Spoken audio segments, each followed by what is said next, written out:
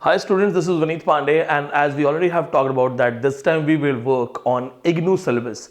Most of the students who have qualified NET, qualified JRF or actually preparing for PhD from IGNOU, they come across certain new topics which are implemented, which are applied in the syllabus and are generally not read in NET syllabus. One of them is multiculturalism. I've seen a lot of students asking me about that. What is multiculturalism? How do we have to study it? How do we have to understand it? So friends, as you can see it on the board, when you have to read multiculturalism or you have to understand multiculturalism, you need to know a lot of important topics, just like culture studies are there. In lit theory also, when you go for the bridge of culture studies, where we actually talk about the concept of post-structuralism, deconstruction and the development of culture studies, we come across certain things which are very important. As you can see here, the very first thing you have to understand world literature. Multiculturalism means multiple culture. How do you get to know about multiple cultures? Obviously, when you get to know about different cultures. So there are cultures in Germany, in France, in Russia, in England, in India, and even in India there are multiple cultures. So when you actually try to understand the impact of multiculturalism becoming a global village, you must understand that you have to go through the entire world literature for maximum understanding. Second thing, when you go for a proper understanding of world literature, you will find out that the 90% literature has a direct influence of Europe, which is also known as Eurocentrism. Europe is the center. Europe is actually the past, present and future power structure. It is Europe that actually decides the rules of the earth. So when you read Eurocentrism, you will find out the European domination, their culture, their economic power, how they have subordinated everyone, how they have dominated everyone. This is very important point that you have to read. Third thing, ethnic nepotism. So like after the power, like there are people, they are powerful, they have controlled the world, but those who are fighting against this power, those who are still resisting against this power, how do these people relate? As I've told you in my many classes, when I go to England, I meet a Pakistani. The Pakistani will not be a different person for me. He will be a South Asian for me. I will find my ethnic connection, ethnic nepotism. Azaz Ahmed ki theory hai doston, also known as kin selection concept. Remember this point. What happens when one identity is actually hovering over the other identity fights back. This is the thing that we start finding people like us. But then please remember this point, whenever there are two different opposition parties fighting, there is always the birth of third party, whether it's a politics or it's the cultural fights. Hybridity is the reason for this thing. You remember I keep asking you the question that are we the real Indians? Are we the Britishers? No. We were the people, Indians, having clashes with British cultural influence. Finally, we became hybrid. So you have to read this point. Then there are certain things which have been taken away forcefully, migration, willing, a migration based on willpower, will choices. In short, dislocation of culture. So some of the people who have been dislocated from their culture and were made to follow certain rules, regulations, or the culture of other, they're also constantly struggling. So actually you have to read all these points so that you can find out a better identity, better connection with this. As we all know, the concept of carnivalesque. The concept of carnival is that the world is a carnival where our people have their habits, their inhibitions, they have the masks, they have the ideologies, they have the fake ideologies. There is no inherent truth.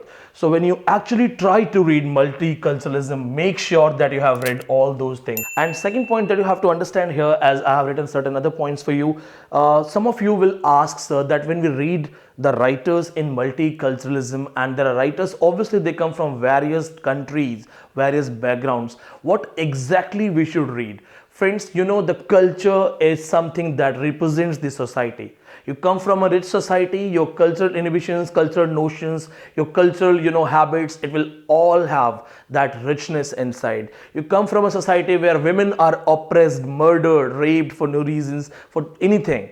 You will have that culture, you will have that literature. So when you go for multiculturalism, read any writer. I'll be providing you a complete list of writers. If you're an online student, you don't have to worry. You will also get the list of writers. You will also get the lectures on those writers. See, if you read certain things, make sure you always know about the class condition of any culture. The class, it is the first class, second class, third class. Have you ever wondered this thing, that in your train also we have first class coaches, second class coaches, third class coaches, general bogie? Tell me this thing, why do we have this class in train? Because someone who can afford luxury goes in first AC.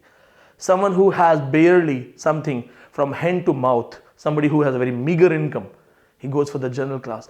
This shows that even in the train you have a class. So this is quite simple. You read this, you will find out that whether you're reading the literature of Europe, the rich people, or the literature of Africa, you will find it out. The class gap, class situation always speaks about the culture. So when you read this thing, go for the Marxist studies of any writer, any country, for a better understanding of multiculturalism. Second thing, if you remember, I'm sure you remember, Yatra naristu pujante ramante tatra devta. This is something that we keep saying, but we don't respect women. This is the reality. So the condition of society, if a woman is not respected in society, if the girls are not given proper chances to flourish, to develop, to go to schools, to go to colleges, or live in a free environment, that also speaks for the culture. So always go for the feminist study of the area where you are actually doing the multicultural study. You will find it out whether the society, the culture was something good or not. For example, if you read the African literature from multiculturalism point of view, you will find it out that multiple cultures, when it got merged, there were women, they came out, they started speaking for them. Even when the Britishers came to India and we were introduced to the world, the Western world, their mindset, even our women started writing, speaking for their rights. The Dalit literature, the Dalit feminist literature is something that speaks for these rights. So make sure you go for a Marxist study, feminist study, then comes racial studies. See, racial studies is something, it's mostly applied in African countries only, but you can also apply it in Indian scenario, Indian subcontinent. Kyun? Because here also we have the caste system, the creed system, the color system. You will say, no sir, in India there is no color system. If India doesn't have any color system, then what Fair and Lovely, Fair and Handsome are doing? Why they show you that, oh, you don't have a white face, so you won't get a job, you can't get married to a good man. So we also have the color system, that's the thing. So you must go for the racial situation, racial conditions, because it creates inequality. Have you ever seen any air hostess who doesn't look good? This is one of the biggest, the show of discrimination. Because the air hostess is someone who has to do the duty gently, who should be trained to save people in emergency, who is a leader who can guide people in their situation of trouble. Then why do we have to? Why do they have to become something beautiful, something attractive? Why? Why can't an average-looking person become, a model or something like that? So the last thing is colonial influence. Yes. As we all know that the world was a colony. Yes, somebody was somebody's colony. Even America was colony of Britain. You must be knowing about American independence, French revolutions. So somebody was somebody's colony. So you must understand the colonial or the post-colonial influences. You read India now, you'll find out that India has multiple references of Eurocentric influences, post-colonial influences.